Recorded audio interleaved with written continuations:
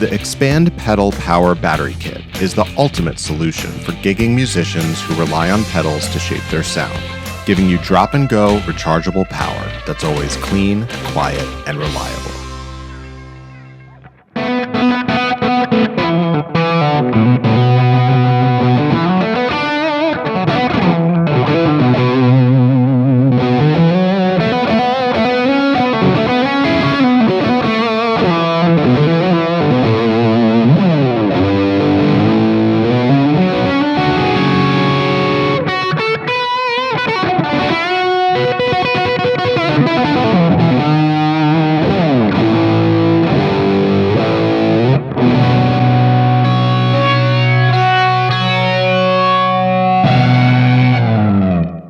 Hey everyone, this is Chris Kies for Premier Guitar. I'm outside Nashville, Tennessee at Madison, the Eastside Bowl, one of our favorite places. I'm with Zach Person. Zach, how you doing? Great, thanks for having me. I nailed that because the first time I didn't, so you guys won't see that, but I screwed up.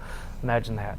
Zach, thanks so much for joining us, and I want to take back to the spot that I first met and heard you. Was me, Perry, and our old friend Jared were in Louisville for a different shoot.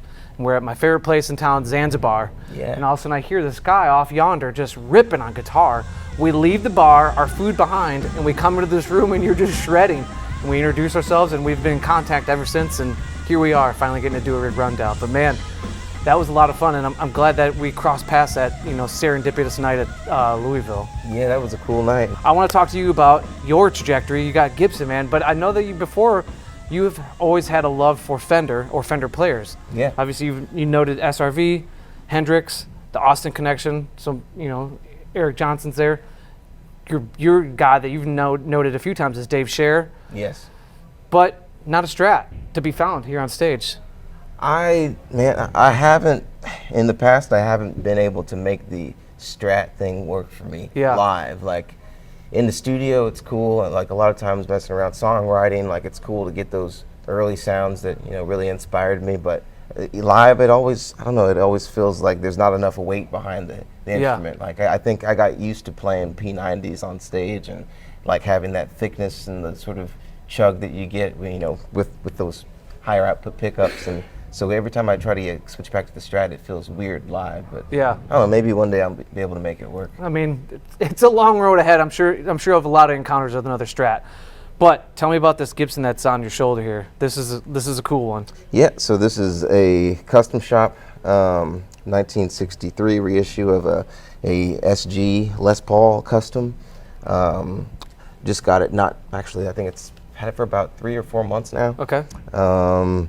And it's been awesome. I've typically, a lot of people are familiar with me playing P90 guitars. And yeah. I don't know, I saw this, I'd always thought this was a really cool looking instrument.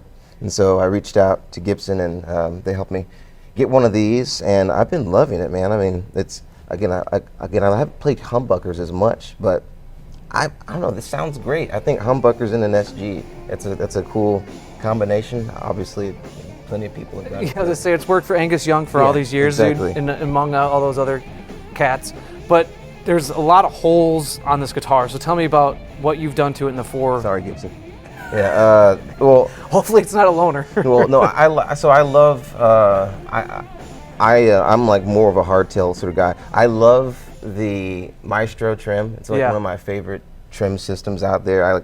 I feel like if I'm trying to imitate like a Jeff Beck thing, I feel like I can do it better with the Maestro trim than I can with like a Strat trim or something. It just is more natural for my hands. And but live, a lot of times we're doing fly dates. We're around a lot, and I don't always have a tech with me. So and most of the time we're not doing this massive stage setup. It's just a two-piece. Yeah. Me and drums with my drummer Jake Weibel. And in that context, I got to have something that stays in tune, because there's nobody else playing. If something goes out, and I don't have room for any sort of error. Yeah. So I switched. Jess Baker is an amazing guitar tech out of Austin, and I was going through town on this last tour, and I'm like, hey, I got to get this Maestro off. Like I need it hardtailed. I'm like, I have an hour of window in between sound check, at Antone's and us getting into Austin. Can we do this? She's like, yeah, come on. So we ran in, she threw it on the table and just drilled it real quick, and now I'm hardtailed and it's been great. I'm like not looking back. So that's what these holes are. Okay. And, you know, maybe I'll fill it in one day, but I don't know. Maybe it looks cool. It's going to get beat up anyway, so. What's with the neck humbucker? So, yeah, this is something that... or the lack thereof. Yeah, this is like I guess people call it like the Jimmy Page mod. Okay. It's when you take out the pole pieces on the neck pickup, and it gives you kind of, not a fully single coil thing, but it gets you more in that world.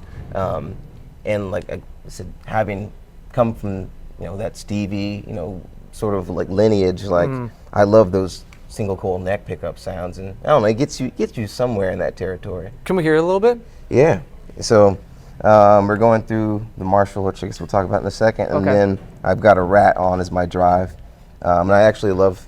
We'll get to the Rat in a second too, but I love the Rat for, you know, the way it kind of acts like a fuzz. It kind of cleans up in a does way. both, yeah. Yeah. But in comparison, let me turn off the reverb too. In comparison to, like, say, the bridge pickup.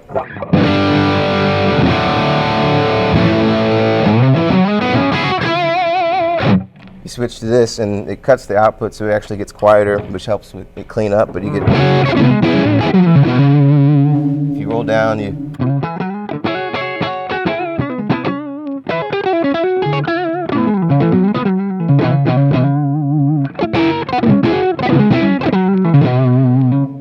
Kind of I was skeptical, but you can really hear a difference. Yeah. Yeah.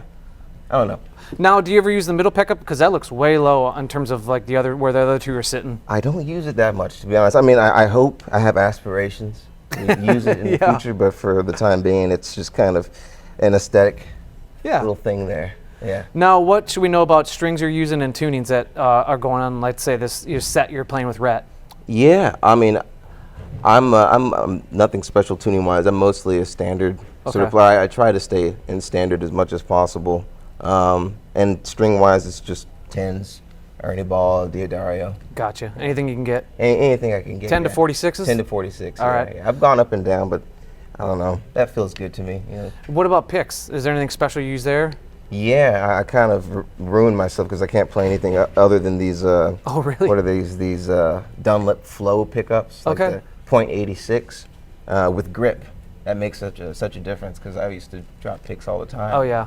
Now I've got gripping, you know. Gripping and ripping. Yeah. I started playing guitar from skateboarding, so you know, I don't know, grip tape. Picks, deck tape, yeah. Everything, yeah. Well, man, can we hear a little bit more of this? Because this is a cool guitar. Yeah. I mean, let's see. I'll start on the neck again and roll through.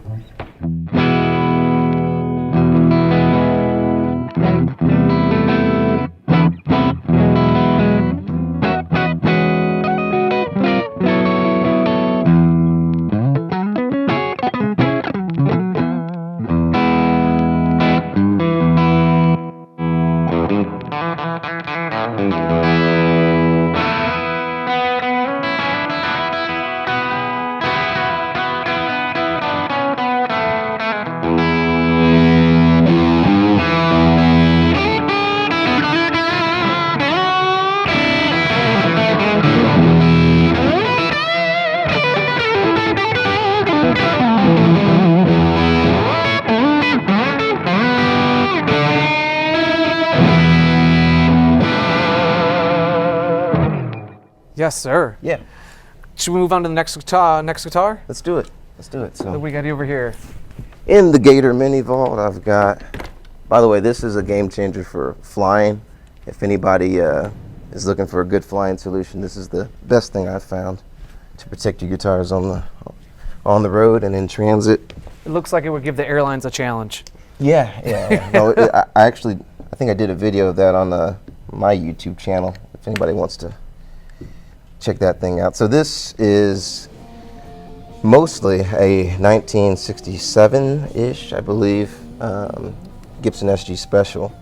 And I found it on Reverb. It was in really poor shape. It was listed as a severe player grade thing. It didn't have the original. That's a kind way. Yeah.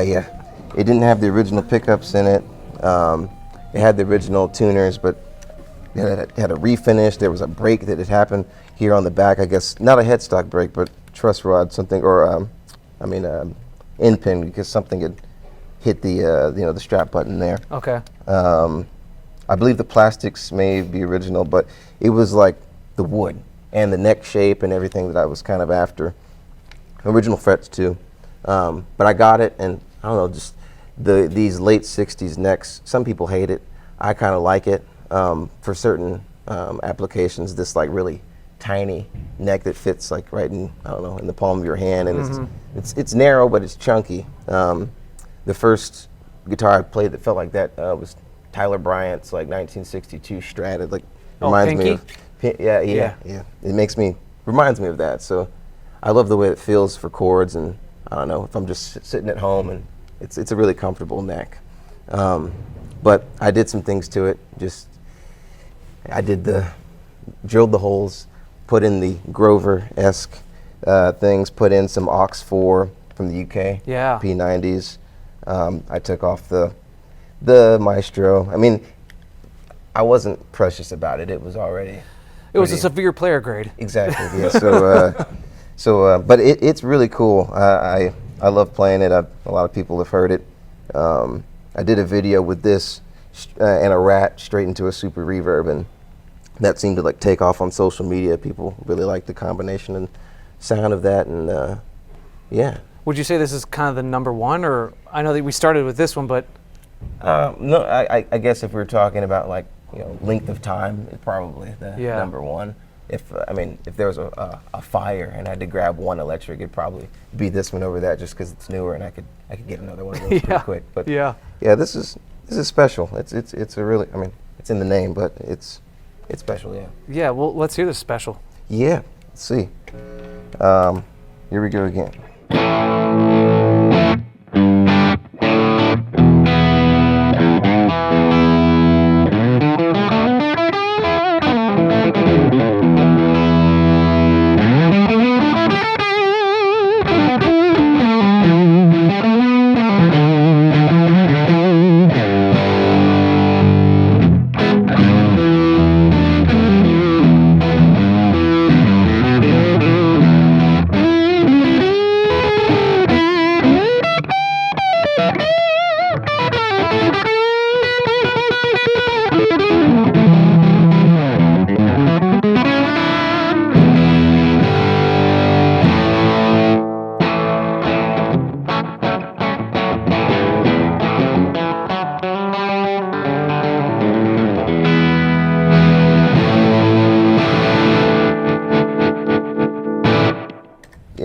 Oof, that cooks.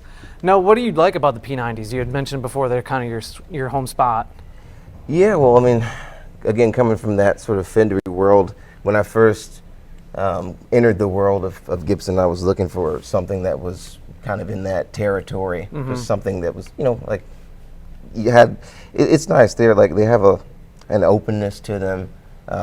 They clean up really well. Like I said, I can work with that thing too.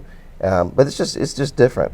To be honest, I think the best sounding combination for Gibson electrics is a Les Paul, like the proper, maple top, Les Paul carved top with P90s. A good friend, Cody Matlock from Atlanta, Georgia, has William Bell. If you know that song, I Forgot to Be Your Lover, that William Bell, he has one of his Les Paul gold tops on loan, and I picked that thing up and played it straight through. The tiny little amp dry, it sounded amazing. And I don't know, that to my ears, that's the best combination. But live, I don't know, it's nice to have the access of the SG. That's true. Now, do you find guitars inspire you, like that story you just told about your friend in Atlanta, where you can pick up an instrument and it brings something out of you that maybe another guitar over here play the same thing, but that pulls something out of you that maybe not? A connection you have with a different instrument? Absolutely. Yeah, I've had that feeling multiple times. Actually, the very first time I went to the Gibson showroom in Austin, when that was still operating, I played it was a custom shop, double cutaway Les Paul Jr. And I remember sitting there with that thing for like an hour straight. And they're like, "You okay?" I'm like, "Yeah, I'm just having a good time."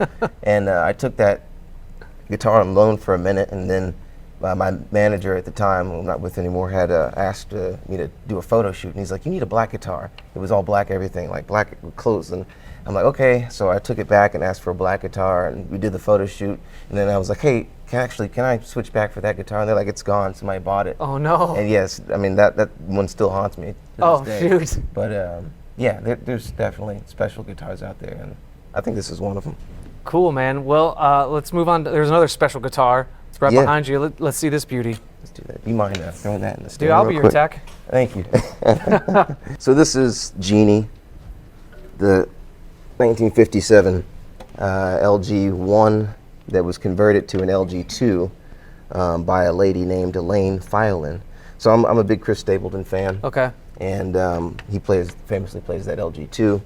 And when I've always been a fan of like Gibson acoustics. To me, like they sit right in the perfect spot. You know, there's so many. There's great Taylors, there's great Martins, but like to me, this just has that mid-range that, you know, all the nostalgia of, you know, Americana music. That this is the sound to me, and I love how much they, you know, project the notes forward when you're flat picking and stuff. So I was after an LG2, and I was searching for like a year. I bought one time, and then immediately took it to the tech in the store in Austin. And they were like, we shouldn't have sold this to anybody. This has issues. So I was just searching, and then one Thanksgiving, I was at my father-in-law's house in Dallas, and I'm talking about this, you know, guitar, and he's like, I think I have one of those. Like, you probably have something that looks like that, or maybe it says Gibson, but probably not that. He's like, no. He's like, I think my mom played one of those, and I think it's out in storage.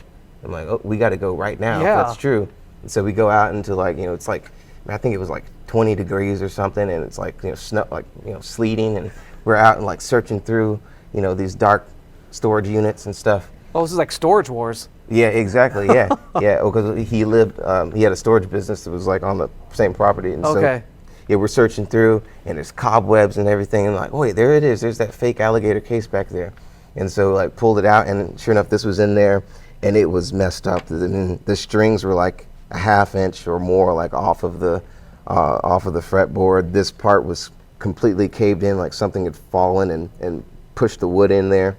And he's like, man, I've tried to get it repaired so many times, and nobody thinks it's worth the you know, amount of time and money. He's like, so if you can get it fixed up, you can keep it. So took it to Austin, same thing. A couple texts were like, no. And this woman named Elaine Fiolin, she used to work on cellos and just big projects like that. So she was used to, you know, tackling, you know, I guess big projects. Yeah. And she was semi-retired, but she's like, oh, this looks fun.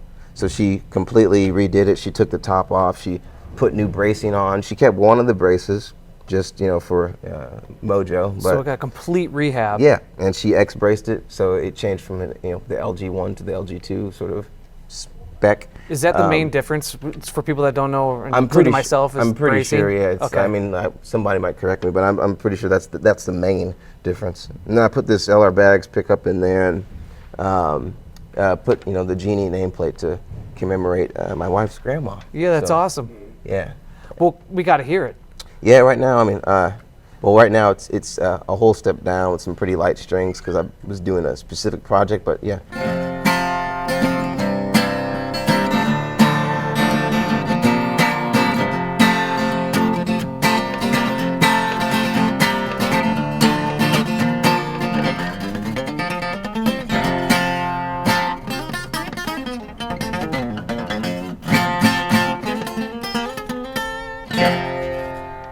Can you talk about that project, or is that got to keep under wraps? Oh, well, it's nothing serious. I just mean, like, I needed light strings and a down tune for a recording. Yeah, it's nothing top secret. Okay. Man, it was, so going back to where you all started, you know, your mom got you off the skateboard and got you playing guitar. Was the first guitar acoustic? No, we had acoustic guitar laying around the house all the time growing up, and I had no interest in it. My mom was a great singer, and she was trying to get me singing young, and I was like way too nervous to do anything like that. Yeah. And skateboarding, like at the parks, they would bring out these punk bands, and they would just be, you know, thrashing around, and I was like, that looks cool. And so, you know, when I was about 9 years old, I asked them, can I get a guitar? And we went to Walmart, and she got me the little first act guitar with the speaker and the battery in it. And I like played on that thing for like a year. And she's like, he's not going to put this thing down. So she got me a Fender Starcaster. I don't know if you remember. Oh, those. yeah, yeah. Like the Stratocaster that said Starcaster on it. Yeah.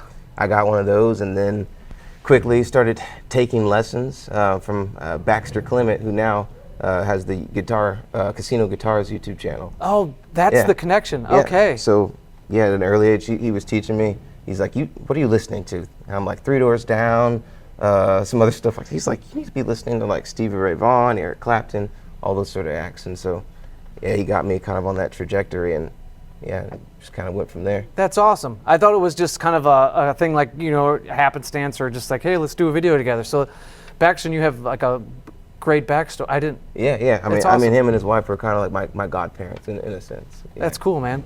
So, yeah, did not know that. Man, it's that thing sounds good too. Thanks. Yeah, I love it.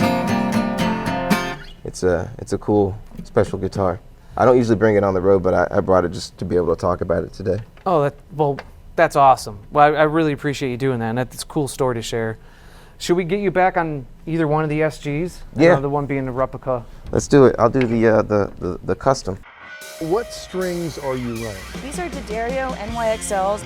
And the D'Addario NYXL. But they're D'Addario strings, and I've been using their since forever, and I love them. D'Addario strings as well. D'Addarios. Right. D'Addario. I've been using D'Addario. I'm a fan of D'Addario. Started using these D'Addarios.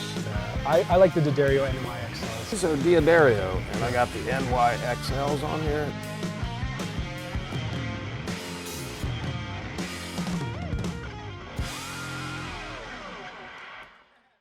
Because I know in other circumstances and scenarios, and I'm sure some of it is backline, but I know that you're typically a Fender guy, or at least a Fender is in the equation. Super reverb sometimes. Yeah, super reverbs quite a bit. Last year I kind of started searching for something a little bit more Marshall-y, and the closest thing to that Fender world is the JTM 45. Yeah. It's like the first. It's kind of where it started. Yeah, where it got started, and I'm a big fan of it. Also, like us being a two-piece, like I make a lot of decisions on gear based upon these different applications, and like I said, trying to have a presence, have a big stack of amps on one side of the stage, and then a big drum kit on the other side of the stage, and Marshall just kind of, it made sense. And to be honest, like I've been loving playing through a 412 cabinet. There's people talk about it all the time. There's nothing like it. You can't get that out of a combo. Yeah, no, you can feel it, and it's a presence also in the crowd too. You see in the stack where a lot of times we'll see different types of stage setups with whether it's lights or just cabs, or sometimes they're clean stages. But there is something not nostalgic but romantic about rock and roll having 412s. Yeah, absolutely. Man, so I'm appreciating how you got this going on. But tell me about how you're using it. We spoke with Rhett earlier in a different rig rundown. Hopefully everyone's checking that out. He's kind of running 2 amps at once. Is that what you're doing, or are you kind of bouncing back between the two, or? So typically, I would run this. I'm pretty much run through 1 amp for the most part. Okay. Rhett's got me inspired to try to do, some double amp stuff. But most of the time, it's just this. So it's like, it's a guitar pedal board into the Marshall, and then I usually have a backup amp, and typically that's the super reverb. But because we're doing this specific show tonight, like we brought out this little combo amp, and the Tyler Bryant Signature Supro, probably because the man himself will make an appearance. So, I'm sure he will later. That's why this one is here. But yeah, it's a great sounding amp. I don't typically push it to get all the drive out of there. It's at breakup sort of level, and then I'm using the Rat as like the main drive. I've used the Rats for years, and I love them. Yeah, and can you walk us through the pedal board? Maybe let's start with the Rat, because you got like a JHS clone down here. Yeah. That it looks to have kind of all the iterations of the Proco Rat family. Yeah, and I'm still flipping through the settings trying to figure out which one I like the most, and honestly, sometimes different rooms, different Rats. Yeah. Yeah, and this was a recommendation from Rhett as well. But yeah, I guess if we look at it like there's a part of me that wants to be a minimalist. I've done tours before with just an overdrive pedal and nothing else, and gone back and forth, and I've kind of ended up here. This is one of those Vertex double tier pedal boards, and the goal with this was to just make something compact that I could fit everything on. It was easy to take on and off stage as we're touring around, doing festivals and whatnot. But at the core of this, I've got a Rat, basically, and I mean, we've got the different variants, but that's the main overdrive sound. And I set it up pretty heavy on the gain so that I can do the volume thing. I used to use the Rat exclusively as that was my solo tone was all the way up, and then I had rhythm and everything else within the volume knob. The problem with that is that when you're singing, you don't always get a chance to look down, and like I don't know, where on the notch is solo and what's chorus, because when you're running that much gain, it kind of really matters. And so now I have it I added another drive. This is an old 80s tube screamer that was given to me from Kathy Valentine from the Go-Go's. Bass player, right? Yeah. Well, and guitar player, and she lives in Austin for quite some time, and we became friends. So she gave this one to me, and it has a hole in it. It just happened one day.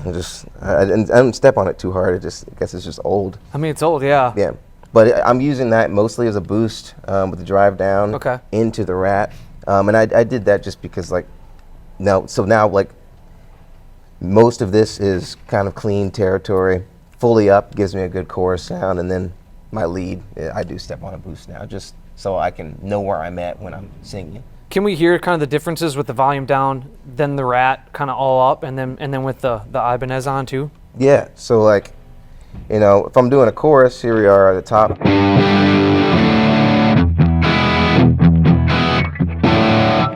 Verse, I'm probably on 5 or 6. If I need really clean, I can go all the way down to 2.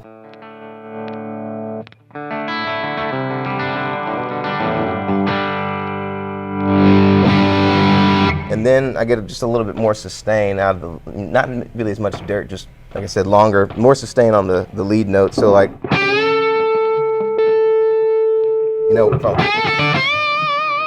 versus just gives me a little bit more, grace on those lead lines. Yeah, and it gives you a little bit something more to hang on to when you're trying to sustain. Exactly. Yeah. So and that changes. Sometimes I might add in a little bit more drive if I'm feeling really nuts that night. But yeah. And then that's my drive, and then I have the El Capistan on. It's mostly this is version 3, so it has the spring reverb, but it's mostly on just kind of like a slap back most of the time. It's kind of an always on sort of thing for me. Tone sweetener. Yeah. And then for certain songs I'll flip to the longer delay sort of thing, and drop the pick. You lost your max grip. There we go. Yeah. That's why I need them. Even with the grip, the TU3, like the Boss chromatic tuner, dude, I've tried. I can't do the polytunes. Everybody loves them, but I don't know. I am a one string at a time guy, and whenever I see the polytune just sweeping around, I'm like, I just want the E string, and it's doing showing me all. I'm like, I don't know. I can't do that, or the rotating ones either. The strobe. So I just did, the TU3, you also get the bright screen so you can see it in the sun, simple. Yeah, pragmatic. Yeah, that's like the core of the rig, and if you get into some of the fun stuff, I've got a flanger on here, also from Kathy, that I've never used before. I've never used the flanger. It was literally, I started rehearsing these songs with Rhett, and I'm like, I feel like he needs something a little bit more spacey for his set. So I'm like, all right, I have this pedal, it's been sitting on the shelf forever. Literally brought it to rehearsal. I was like, how should I set this? He's like, put the rate, the depth high and the rate low. I was like, okay. We turned it on, and it was like, yeah, this works great for your set. So that's why the flanger's on here, and it's just, for some of his stuff gets a little bit more spacey if we're doing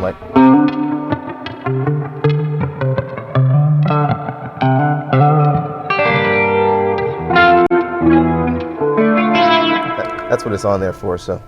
That's cool. Kathy's a valuable friend. Not only, I'm sure, what she provides in friendship and camaraderie as a musician, but filling up the pedal board for you. Yeah, exactly. Yeah, I've got another utility pedal on here, the Drop from Digitech, just simply for making my life easier, so I don't have to bring 6 guitars on the road. If I, like for instance, we one of the songs we do is a cover of If 6 Was 9, and that's in like a drop sort of tuning. So I can go easily from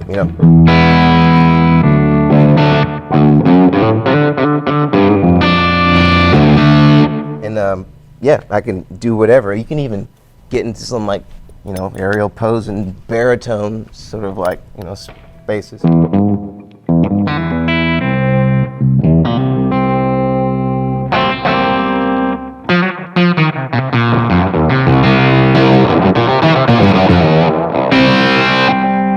It's pretty believable. Yeah. And you don't have to again buy other instruments. You can. It's the cheap route. It's the cheap route. Yeah, exactly. Yeah, the economical way to go about things. And then yeah, another friend, man. Thank goodness for my friends. Here's another pedal that's on loan from Rhett Schull as well. This is a Hoof Reaper from Earthquaker Devices, and what's cool about it is that you've got the two. I think one's a tone bender, one's a big muff style fuzz, and then you've got an independent octave. And I use that all the time because sometimes I don't want to necessarily get that crazy with the gain, but I can just throw on like a little octave thing on top of a drive or a clean sound even, which is cool. So I can go from and just activate the octave part and get.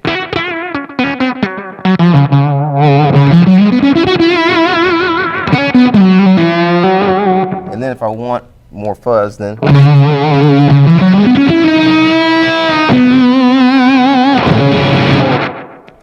so I've been using that quite a bit. There's also another pedal I kind of swap back and forth with. This is from Interstellar Audio Machines, the Marsling Octafuzzdrive, and it does a similar thing. It has the independent octave. So I don't know. I go back and forth with these two, but I'm kind of an Octafuzz addict at this point. And then just a Vox Wah, nothing crazy. I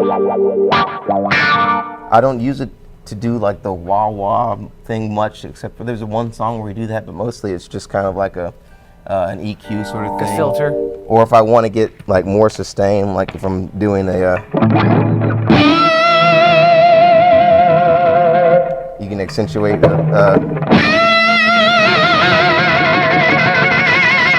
and get the scratchy thing at the very end of those notes. So that's kind of it. I have this Mic Mechanic pedal on here that's within this whole rig, so that I always can get slapback. I'm a big slapback fan. It's on the guitar, it's on my voice, and you don't have to, try to convince the person that's doing sound to get it, or they can I can get it out there, but I can't get it in your monitors. If you're doing live recordings, so you're doing something they're like, they were taking a board feed and sending it out to people. Yeah. Those always have my voice just cranked super loud on top of everything and just dry. So that this gives me some grace in those situations. It's just, trying to make everything as trying to make sure nobody can mess up my sound as much as possible. If we're coming into a festival, we're using, the house sound. They don't know what we're supposed to sound like. Just trying to dial it in, and you don't have to worry about like somebody being like, is this too much reverb? Is this enough? Delay, all that sort of stuff. So I'm sure a lot of that is all knowledge you've gained through your experience touring. Like, okay, next tour we're going to bring this. This is a different solution that these problems that come up, but you don't even think about till you're in these scenarios that you're describing. And you're like, all right, well, I got this now. Right. Yeah. Yeah, we've learned quite a bit. I mean, just everything from amp maintenance. I mean, I've got a Brown Box over there. I think Brett's running one too. That's really awesome. Just to make sure our amps are receiving a consistent voltage, and that maintains the amps longer and protects your from surges and all that sort of stuff. So I think that's my rig. I mean, we've got in-ears, so my in-ear boxes within this pedal rig. It's literally everything is in here. It's just one power cable, and it makes our lives way easier. Man, I'm sure a lot of it too is you just trying to figure out what you can do to, you have the amps, you have the sound, you have the sound, and then the big drum kit, but it's also making up for the, not having a bass player on stage? Because are you bringing in bass tracks, or how's that getting, or are you getting through your ears? We are doing some bass tracks. So like when we first started off doing the duo, I was splitting the signal and looping, and I just wasn't having fun. Like it was like, I just want to play guitar. Like I don't want to do all this stuff. And like I took my P bass, and we just, at home, we'd in our rehearsal studio, we'd like play our songs live to a click and record them, like just as playing, to get that live feel. Like I didn't do my tracks just by myself. I think having Jake play along with me, we could make live arrangements and extend certain sections, and then took that, P bass sort of signal, and he runs it through an SPD pad out through a bass amp. We bring like an old 70s PV stack bass amp and run the track into that and then out, and like that made the biggest difference. Instead of going through the PA? Yeah, and then, especially like, that's the thing with, I love, like, modelers are cool. I think they're useful tools. I've played a lot of great ones. And but for me, like, doing this sort of thing, like having, if you're gonna use a modeler, I think either you're like playing parts in like a pop act, maybe. I'm talking about live. Yeah. Or you're, everything is coming through the system. It gets weird when like guitar is just coming from here, but you have drums coming off the stage, because like, especially in a room like this is a small stage.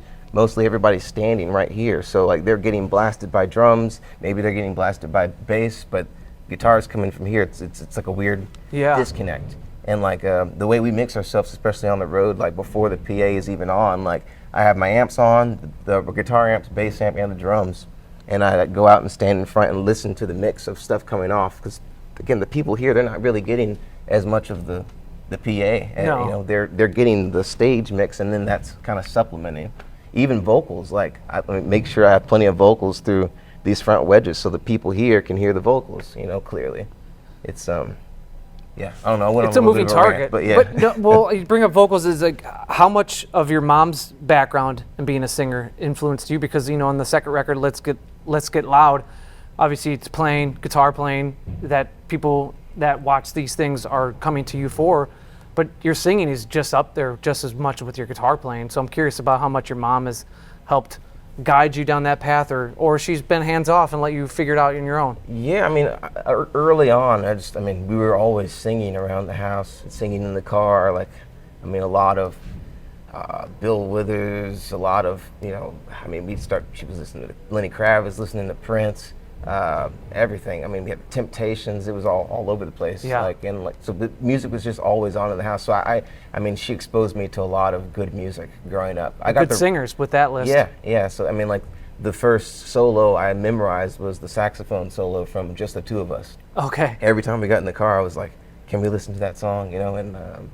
And the rock stuff came later, and my uncle was actually somebody else that turned me on to like cool music. He introduced me to Peter Frampton. So really? Every time he would take me to the skate park, and every time we got in the car, it was like, play "Do You Feel Like We Do" live. And like I know that I haven't learned the whole solo just because I'm lazy sometimes, but like I can sing it. I can sing the whole solo note for note. Have you ever gotten to meet Peter? No, I would love to. Yeah, he's had a big influence on me. Yeah. I feel like the crew at Gibson, the Gibson Garage, and he has a home here in Nashville. I feel like that should happen. I'm going to put that on the Gibson team. Yeah. If you're watching, I know you are. We got to get Zach and Peter in a room together. Play Do You Feel Like We Do? Yeah, he'll teach it to you. He'll teach you, yeah, exactly. No excuses this time. Yeah, no excuses. Well, Zach, I know we got to get out here. We're cutting into your dinner, sound check, all that. So I apologize to all the band and everybody, but thank you guys for watching, and thank you, Zach, for help setting this up. Thank you. Yeah, appreciate you. It's an honor. Everybody's done it. Everybody's done this thing. It's a rite of passage, I feel like. Yeah. In the guitar world. So. Well, don't forget about us when you take your spaceship to new, heights, and take us little people here. Don't forget about us. I will not. All right. Thank you. Till next time, guys.